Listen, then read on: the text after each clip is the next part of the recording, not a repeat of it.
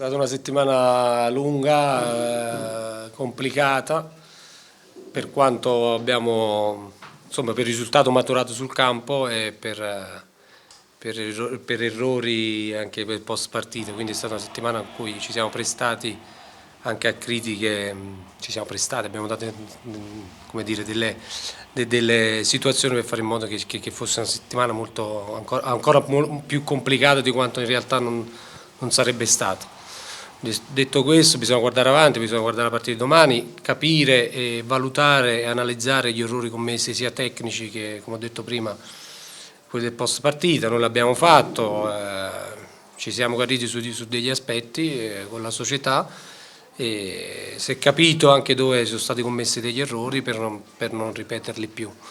Detto questo, io ho letto anche di una ipotetica o ipotizzabile incompatibilità con Osti, che è direttore sportivo, e con altri della società, no? Altri dirigenti.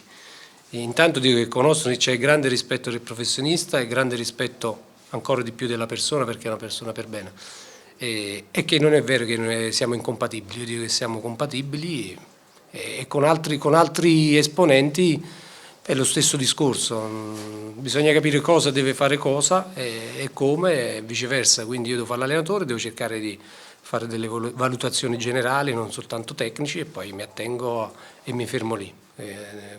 Questa settimana per ora col Presidente che è venuto oggi ci siamo detti solo questo e poi nei prossimi giorni continueremo e ancora con più lucidità di quanta ne abbiamo adesso. Ecco. Non bisogna avere fretta in questo momento e pensiamo a giocare la partita, poi in settimana ci vediamo col Presidente. Tutto aperto, ci siamo dati appuntamento nella prossima settimana per avere anche un quadro più completo, siamo più sereni, sicuramente saremo, conoscendo il Presidente e conoscendo soprattutto me stesso, molto chiari, molto diretti e molto frontali, insomma. Vediamo le rispettive ambizioni o le rispettive esigenze o considerazioni coincidono. Abbiamo un bel rapporto col Presidente a livello personale, ma anche a livello professionale. Io credo che un allenatore debba dire soprattutto a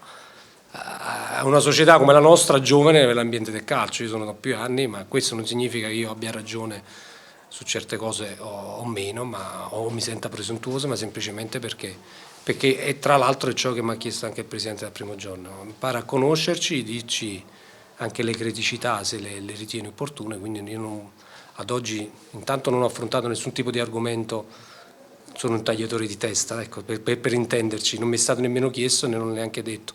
So stare al mio posto e al momento opportuno, se mi viene chiesto da un Presidente qual è il mio pensiero, come ho fatto anche in passato, è anche un mio dovere dirlo, ecco, tutto sempre nel rispetto dei ruoli e delle competenze. Non bisogna ricominciare da zero, come diceva Troisi, bisogna iniziare da tre, qualcosa di buono c'è stato. Io credo che anche gli errori, no? Noi abbiamo commesso tanti errori, tutte le componenti, io per primo probabilmente, e quindi quelli devono rimanere per analizzarli e per non commetterli più insieme. Poi qualcosa di buono c'è stato e credo che in altre situazioni, se non ci fosse stato qualcosa di positivo, almeno per un periodo, il risultato finale sarebbe stato diverso.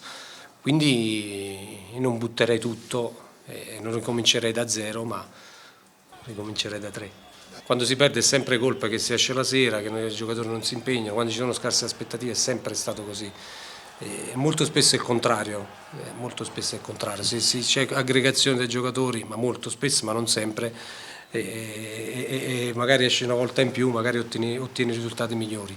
Però detto questo, è ovvio che noi accettiamo le critiche, poi anche quando sono in maniera particolarmente civile, come qui alla Samp, anche domenica scorsa, non possiamo altro che accettarle e basta, perché ci devono dare quella ambizione di far cambiare il parere in futuro, ma non è che se le aspettative erano alte non possiamo pensare, non potremmo pensare di non subire delle critiche. Noi 40 punti li abbiamo fatti, non ce l'hanno regalati o non ce l'hanno portati, e quindi li ha fatti, pochi per quelle che erano le aspettative mie, della società, dei tifosi, ma probabilmente anche dei calciatori stessi.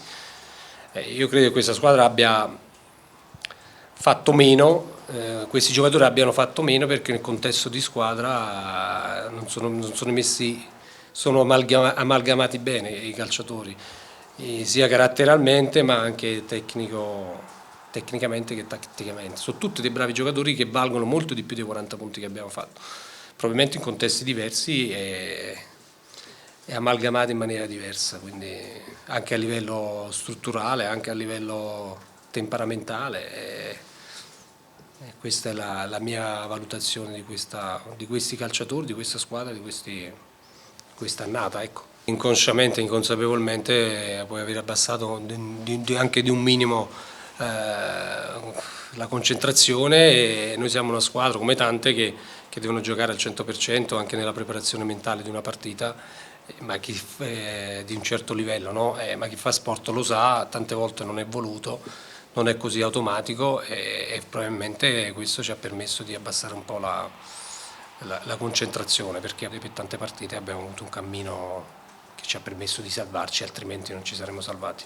Ha portato perché il ragazzo ha fatto una grande stagione in primavera, grande futuro, e ora se giochi o meno questo non lo posso garantire, non lo posso nemmeno sapere, ma anche Calò viene, che è già venuto anche a Palermo, quindi c'è spazio anche per fare assaporare l'aria di prima squadra, insomma anche qualche ragazzo che se lo merita.